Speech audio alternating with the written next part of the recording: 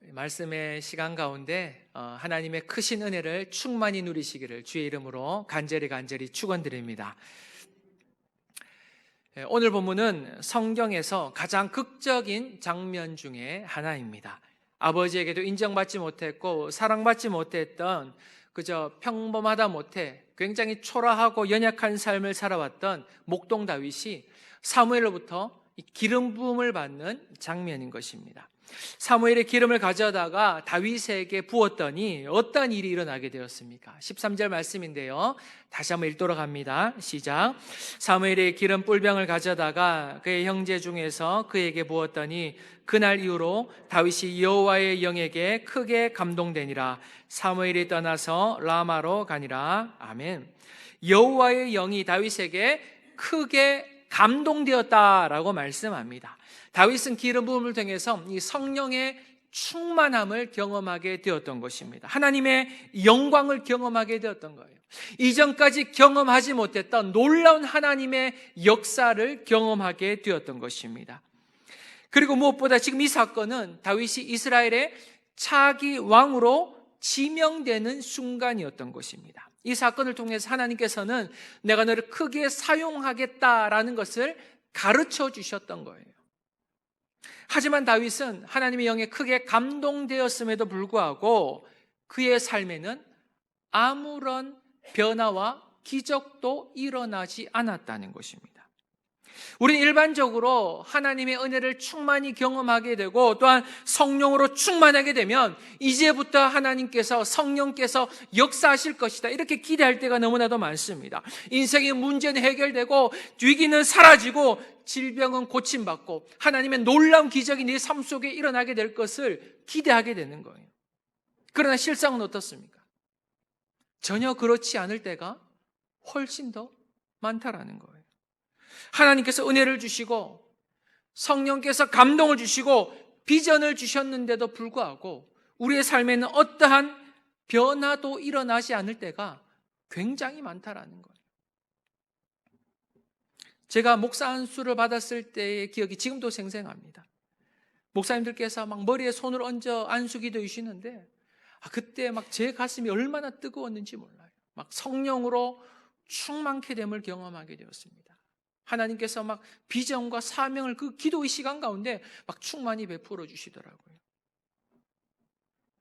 그런데 놀라운 것은 그렇게 목사 안수를 받고 나서도 제 삶에는 아무런 기적도 변화도 일어나지 않더라는 거예요.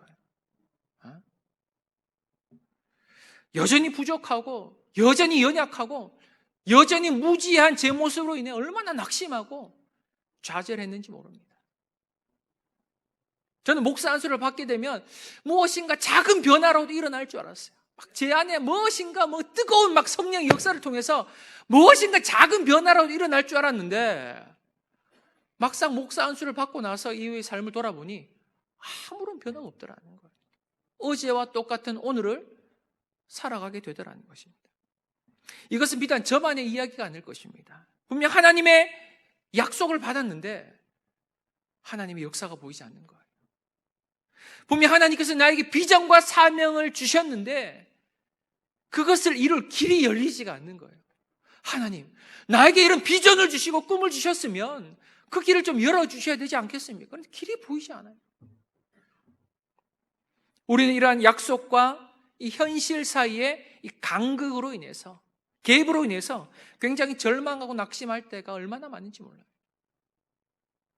그러나 오늘 본문에서는 그 약속과 현실의 간극이 결코 버려지는 시간이 아님을 성경은 말씀하고 있습니다.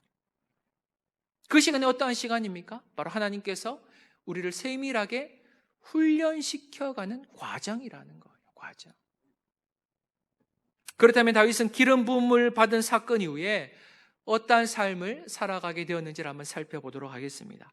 사무엘상 16장에서부터는 이야기의 중심 인물이 사울에서 다윗으로 옮겨지게 되었습니다. 오늘 본문도 다윗에 대한 이야기예요. 그런데 16장 14절을 보시면 그 다윗의 이야기가 누구로부터 시작되고 있는가 하면 사울로부터 시작되고 있다는 것입니다. 이것을 통해 알 수 있는 것은 다윗의 이야기는 사울과 뗄래야 뗄 수 없는 이 밀접한 관계가 있더라는 것입니다. 여러분 14절 말씀인데요, 14절 말씀을 다 함께 읽돌아갑니다. 시작. 여호와의 영이 사울에게서 떠나고 여호와께서 부리시는 악령이 그를 번뇌하게 한지라. 아멘. 성경은 사울에 대해서 어떻게 설명하고 있는가 하면 여호와의 영이 사울을 떠나게 되었다라고 말씀합니다. 여기서 여호와의 영은 성령을 의미하는 거예요. 성령. 결국 성령이 여러분 사울을 떠나게 된 이유는 하나님께서 사울을 버리셨기 때문이었습니다.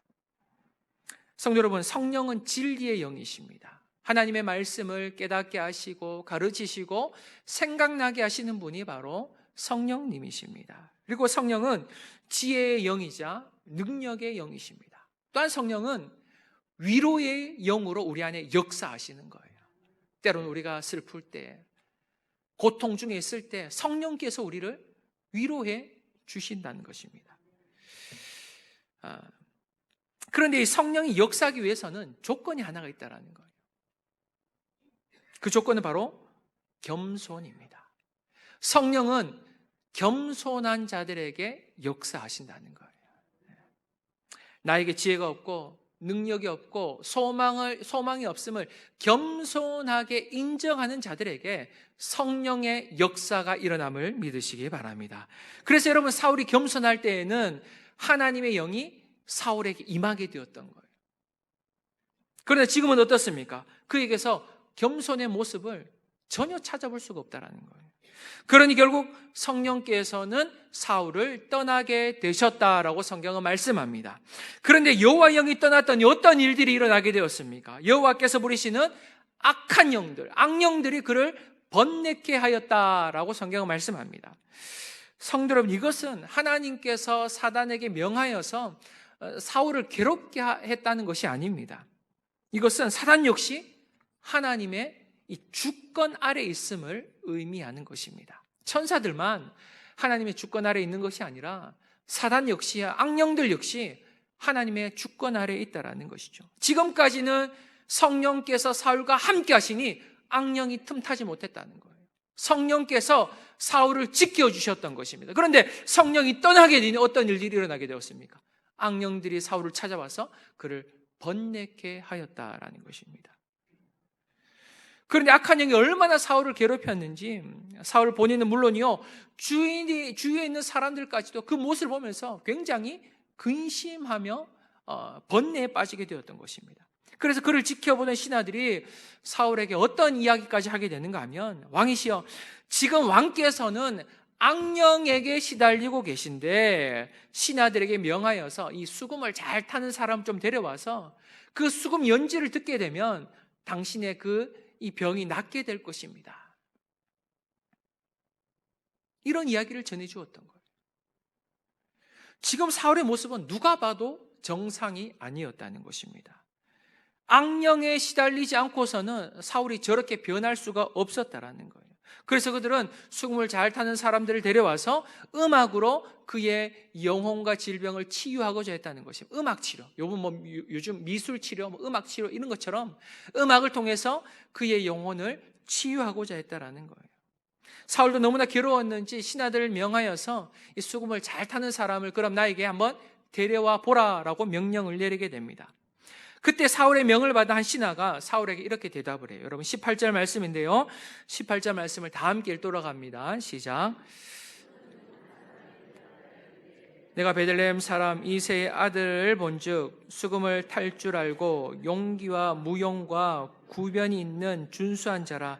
여호와께서 그와 함께 계시더이다 하더라. 아멘. 자신이 베들레헴 사람 이새의 아들 중에서 수금을 잘 타는 사람을 알고 있다라는 거예요. 그가 누구입니까? 다윗이었습니다. 그런데 그 신하는 다윗을 굉장히 독특하게 여러분 설명을 하고 있어요. 그를 어떠한 자라고 소개하고 있는가 하면 용기가 있고 무용이 있다라고 말씀합니다. 여러분, 무용이라는 것은 군사처럼 용맹하다라는 것을 의미하는 거예요. 군사처럼 용맹하다. 성도 여러분, 다윗은 목동이었습니다. 목동. 그런데 지금 이 신하는 목동이었던 다윗을 군사처럼 묘사를 하고 있다는 거예요. 그는 군사처럼 용기가 있고 용맹스러운 사람이라는 것입니다. 우리가 이것을 통해 추측해 볼 수 있는 것이 무엇이냐면, 이 다윗은 목동으로서의 삶을 살아가면서 충성스럽게 그 사명을 감당해 내었다라는 것입니다. 자신의 양떼를 지키기 위해서 때로는 군사처럼 용맹스럽게 야생 동물들과 맞서 싸워 그 양떼를 지켜냈다라는 거예요. 그렇게 자신의 양들을 보호해냈다라는 것입니다. 사실 다윗이 목동이었다는 것은 아버지로부터 인정받지 못했기 때문이었습니다. 왜냐하면 다윗의 아버지는 다윗을 보았을 때 하찮은 존재로 여겼기 때문이었죠. 그래서 그의 일은 굉장히 초라한 일들이었습니다. 허드렛 일이었어요. 여러분, 그 당시 목동이었다는 것은 굉장히 신분적으로 낮은 사람을 의미하는 것이었어요. 허드렛 일을 하는 사람. 그러나 남들이 보기에는 초라해 보이고 허드렛 일처럼 보인다 할지라도 다윗은 자신에게 맡겨진 그 일들을 성실하게 감당하였음을 성경은 말씀하고 있습니다. 다윗에게 양을 치는 일은 하나님께서 그에게 주신 사명이었던 거예요. 사명. 양을 치는 게 그의 사명이었던 것입니다. 그래서 그는 목숨 걸고 그 양떼를 지켜내었다라는 것입니다. 사랑하는 성도 여러분, 이것이 바로 이 사명자의 모습입니다. 사명자란 귀천을 따지는 것이 아닙니다. 경중을 따지지 않습니다. 하나님께서 나에게 맡겨주신 사명이라면 그 일이 무엇이든지 간에 충성스럽게 감당하는 그 사람, 그 사람이 바로 사명자이자 하나님께서는 그런 사람들을 사용하신다라는 것입니다. 그래서 예수님께서도 무엇이라고 말씀하셨습니까? 누가복음 16장 10절 말씀을 다 함께 돌아갑니다. 시작.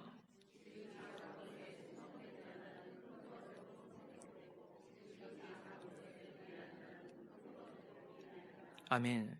성도 여러분, 지극히 작은 일에 충성된 자는 나중에 큰 일을 맡겨도 충성스럽게 감당한다라는 것입니다. 그런데 작은 일에 충성하지 못한 사람은 나중에 큰 일을 맡겨도 결코 충성스럽게 그 일을 감당해낼 수 없다라는 거예요. 우리는 흔히 이런 이야기를 합니다. 자리가 사람을 만든다. 들어보셨죠? 많이들 하는 이야기합니다. 자리가 사람을 만든다. 비록 부족한 사람이라도 그 자리에 올라가게 되면 그 자리에 걸맞는 사람으로 바뀌게 된다는 것입니다. 성도 여러분, 어떻게 생각하십니까? 정말 자리가 사람을 만든다라고 생각하십니까? 성경은 그 말에 전적으로 동의하고 있지는 않습니다.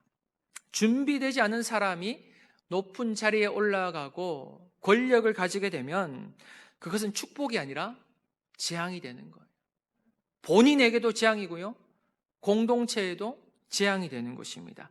그래서 준비되지 않은 사람을 직분자로 세우게 되면 본인에게도 득이 되지 않고요, 공동체에도 절대로 득이 되지 않는다라는 거예요.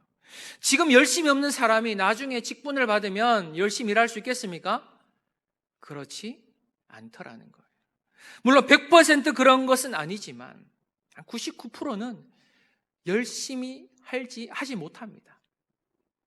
그래서 예수님께서 하신 말씀이 지극히 작은 일에 충성된 사람만이, 지금 내가 맡고 있는 작은 일에 충성된 사람만이 나중에 큰 일을 맡겨도 충성스럽게 그 일을 감당해낼 수 있다는 것입니다. 하나님께서는 그런 사람을 사용하심을 믿으시기 바랍니다.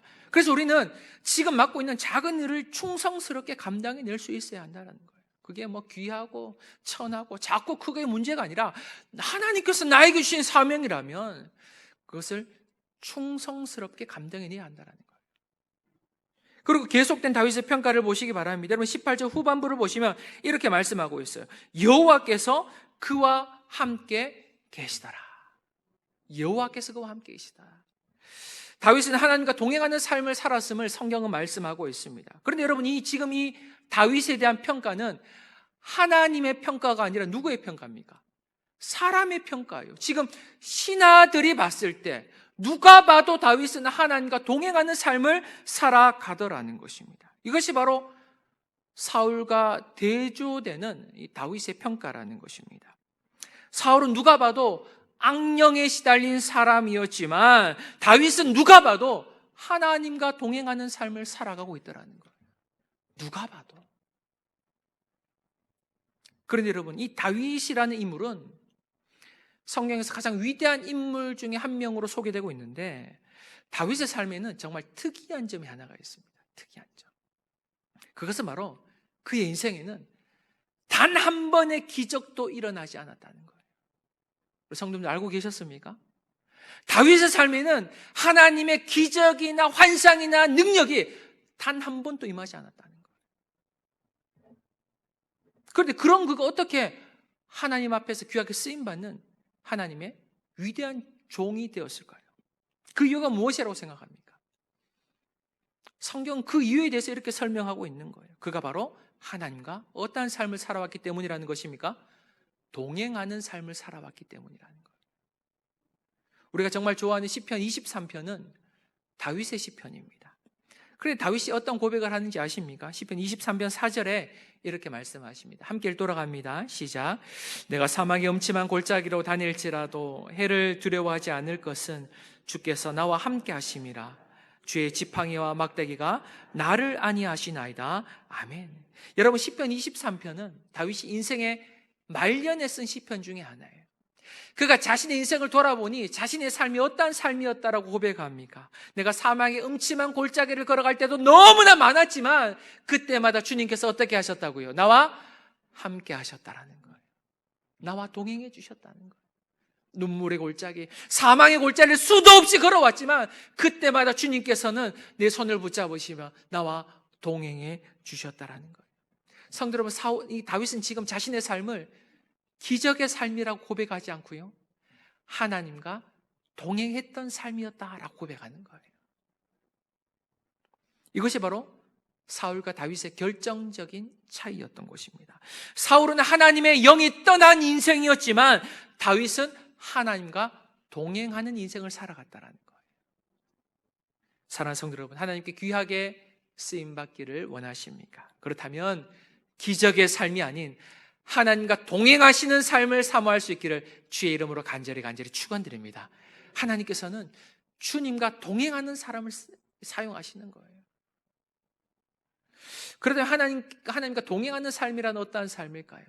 오늘 계속되는 본문을 통해서 하나님과 동행하는 삶이 어떠한 삶인지를 한번 살펴보도록 하겠습니다. 이 사울은 전령들을 보내서 이새에게 자신의 막내 아들을 사울에게 보낼 것을 명령하게 됩니다. 이새는 사울의 명령을 따라 다윗을 궁정으로 보내게 되는데, 참 감사한 것은 이 사울이 다윗을 굉장히 마음에 들어했다라는 것이죠. 그래서 그를 자신의 최측근 경원으로 채용하게 되었습니다. 왕의 군사로 채용을 하게 되었던 거예요. 성도 여러분, 다윗은 지금 방금 전까지 목동이었습니다. 그런데 사울을 만남으로 그의 신분이 변화되었던 거예요. 초라한 목동에서 권력을 가진 왕의 군사가 되었던 거예요. 최측근, 왕의 최측근에서 왕의 경호를 맡았던 그런 왕의 군사가 되었던, 그 권력이 얼마나 크겠습니까?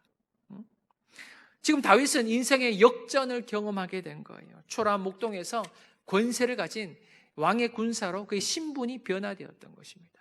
그런데 다윗의 인생을 돌아보면 모든 문제는 여기에서부터 출발하게 되는 거예요. 왜냐하면 여러분, 다윗의 임무는 사울 왕을 섬기는 것이었기 때문이었습니다. 그런데 지금 사울 왕의 상태가 어떠합니까? 그는 교만한 왕이었으며 하나님께 버림받은 왕이었으며 막 악령에게 시달리고 있는 상황이었어요. 영적인 분별력을 상실한 왕이었던 것입니다. 그런데 그런 사울 왕을 다윗이 섬겨야만 했다라는 거예요. 성도 여러분, 요즘 직장인들이 받고 있는 스트레스 1위가 무엇인지 아십니까? 바로 상사와의 갈등입니다. 상사와의 갈등.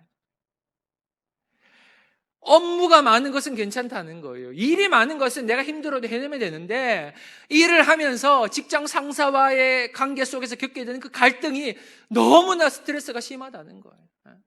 차라리 일이 많은 게 낫지, 막 그 상사와 마주하면서 일을 쳐내면 막 미칠 것 같다라는 거예요.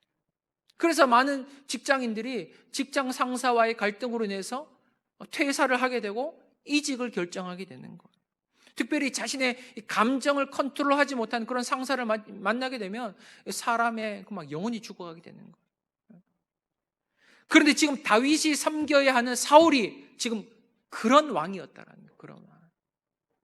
앞으로 전개되는 여러분 다윗의 이야기를 한번 보시면 사울은 얼마나 감정적인 사람이었는지 모릅니다. 근데 화를 참지 못하는 사람이었어요. 이랬다가 저랬다가 막 종잡을 수 없는 사람이었던 것입니다.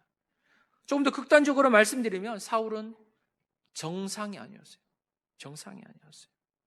그런데 하나님께서는 지금 다윗을 그를 섬기는 자로 부르셨다라는 것입니다.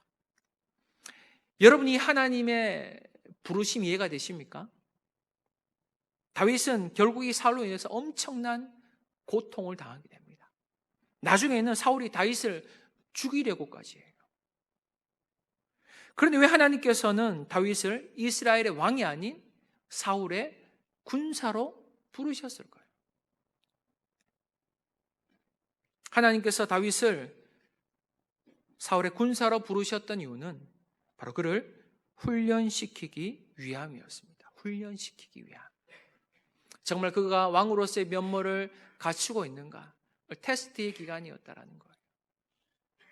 앞서 말씀드렸지만 다윗은 자신의 맡은 사명을 충성스럽게 감당했던 인물이었습니다. 자신의 양떼를 목숨 걸고 지켜냈던 충성스러운 목동이었던 거예요.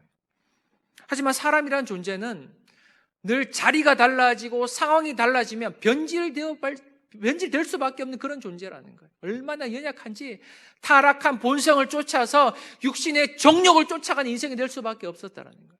사울이 그랬지 않습니까? 사울도 맨 처음에는 얼마나 겸손한 인생인지 몰라요. 그런데 거기에서 왕의 자리에서 권력을 잡게 되니 막 사울이 타락하고 변질되기 시작했던 것입니다. 그래서 하나님께서는 다윗을 훈련시키고자 하셨던 거예요. 그래서 그를 왕의 자리가 아닌 왕의 군사의 자리로 부르셨던 것입니다. 거기에서부터 시작해보라는 거예요. 목동에서 갑자기 왕이 되는 것이 아니라 왕의 군사의 자리에서 타락한 사울을 섬기는 그 자리에서 충성스럽게 너의 사명을 한번 감당해 보라는 것입니다. 성도 여러분, 다윗은 이미 기름 부음을 받은 이스라엘의 왕이었지만 하나님께서 자신을 이스라엘 왕으로 세워주실 때까지는 사울을 충성스럽게 섬겼던 자였습니다. 그가 아무리 악한 왕이라 할지라도 하나님께서 나를 사울을 섬기는 왕의 군사의 자리로 부르셨기에 내가 하나님의 말씀 순종함으로 제가 그 사명 끝까지 충성스럽게 감당하겠습니다. 그런 마음으로 사울 왕을 끝까지 충성스럽게 섬겼던 자가 바로 다윗이었다는 거예요. 그렇다면 다윗이 이런 악한 왕을 끝까지 충성스럽게 섬길 수 있었던 이유가 무엇이었습니까? 성경 그것에 대해서, 그 이유에 대해서 이와 같이 말씀하고 있습니다. 바로 그가 하나님과 동행하며 살아왔던 인생이었기 때문이라는 거예요. 하나님과 동행하니 사람을 보지 않고 하나님을 바라봄으로 그 사명을 충성스럽게 감당해낼 수 있었다라는 것입니다. 사랑하는 성도 여러분, 이 충성이라는 단어, 제가 오늘 설교 시간에 충성이라는 단어를 굉장히 많이 말씀드렸는데 이 충성이라는 단어는 헬라어로 피스티스라는 단어예요. 피스티스. 그런데 이 피스티스라는 단어는 신약 성경에서 믿음이라는 단어로도 사용된 단어입니다. 그래서 피스티스, 피스토스, 동일한 단어거든요. 그런데 이 단어가 충성이라는 단어로 번역되기도 하고 믿음이라는 단어로 번역되기도 한다는 거예요. 예수님께서는 우리에게 믿음을 보여달라고 말씀하십니다. 내가 이 시대 속에서 믿음을 보겠느냐. 이 믿음이라는 단어가 바로 피스티스라는 단어예요. 그런데 여러분, 이 믿음이라는 단어는 눈에 보이지 않는 추상 명사가 아니라는 거예요. 하나님, 저에게 믿음을 주시옵소서. 믿음의 사람이 되게 하여 주시옵소서. 여러분, 이 믿음이라는 것은 뜬구름 잡는 이야기가 아니에요. 눈에 보이지 하나님을 믿겠다. 그게 믿음이 아니라는 거예요. 여러분, 믿음이라는 것은 결국 충성이라는 것을 믿으시기 바랍니다. 여러분, 믿음이라는 것은 결국 충성스러움으로 나타나게 된다는 거예요. 그래서 예수님께서 내가 믿음을 보겠느냐, 이 말씀은 내가 이 마지막 시대 때 하나님의 말씀을 충성스럽게 감당하며 사명을 충성스럽게 감당하는 그 믿음의 사람을 내가 볼 수 있겠느냐, 그 말씀인 거예요. 충성스러운 사람. 오늘의 삶이 내 뜻대로 되지 않고 우리의 삶이 치열하다 할지라도 녹록지 않다 할지라도 오늘 나에게 맡겨오신 그 사명을 충성스럽게 감당해낼 수 있는 그 사람. 하나님께서는 그런 사람을 사용하신다라는 것입니다. 사랑하는 성도 여러분, 우리 그리스도인들에게 있어서 중요한 삶은 우리가 목동의 삶을 살아가는가, 왕의 군사의 삶을 살아가는가, 왕의 삶을 살아가는가, 이런 것이 아닙니다. 우리에게 중요한 것은 하나님과 동행하는 삶이라는 것을 믿으시기 바랍니다. 그 삶을 살아가야 돼요. 그 삶을 사모할 수 있어야 한다는 거예요.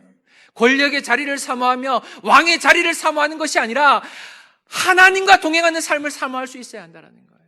어떠한 상황 속에서든지 주님, 내가 사망의 음침한 골짜기를 걸어간다 할지라도 주님과 동행하는 삶을 살아가겠습니다. 그러한 사람들이 바로 하나님께서 나에게 맡겨오신 그 사명을 충성스럽게 감당해낼 수 있다는 거예요. 충성스럽게. 이것이 나의 사명인 줄 알고 끝까지 충성스럽게 그 사명을 감당해내는 그 사람. 그 사람이 여러분 믿음의 사람이라는 거예요. 믿음의 사람. 믿음의 사람은 무슨 일이든지 간에 하나님께서 나에게 맡겨주신 사명이라면 그것을 끝까지 충성스럽게 감당하는 사명이에요. 한 분이 그러시더라고요. 목사님, 제가 이 일을 맡고 있는데 이 사명은요, 제가 죽을 때까지 감당했으면 좋겠습니다. 저에게 그런 말씀을 하셨던 분이 계세요. 참 너무 귀하더라고요. 남들에게 보이지 않는 자리예요. 눈에 티가 나지 않는 자리입니다. 그런데 하나님께서 나에게 주신 사명인 줄 알고 제가 끝까지 감당했으면 좋겠습니다. 제가 은퇴할 때까지, 제가 할 수 있는 데까지, 힘을 다하는 데까지 그 사명 감당했으면 좋겠어요. 그분의 음성이 아직도 제 마음속에 깊이 있게 남겨져 있어요. 저는 그런 사람들이 믿음의 사람이라고 생각합니다. 지극히 작은 일이라도 하나님께서 나에게 맡겨오신 일이라면 내가 충성스럽게 감당하겠습니다. 그러한 삶이 하나님과 동행하는 삶이라는 것을 믿으시기 바랍니다. 우리 성강의 모든 성도님들은 하나님과 같이, 다윗과 같이 하나님과 동행하는 삶을 살아갈 수 있기를 주의 이름으로 간절히 축원드립니다. 그리고 무엇보다 그분과 동행함으로 하나님께서 나에게 맡겨오신 지극히 작은 일까지도 충성스럽게 감당할 수 있는 믿음의 성도들이 다 되시기를 주의 이름으로 간절히 축원드립니다.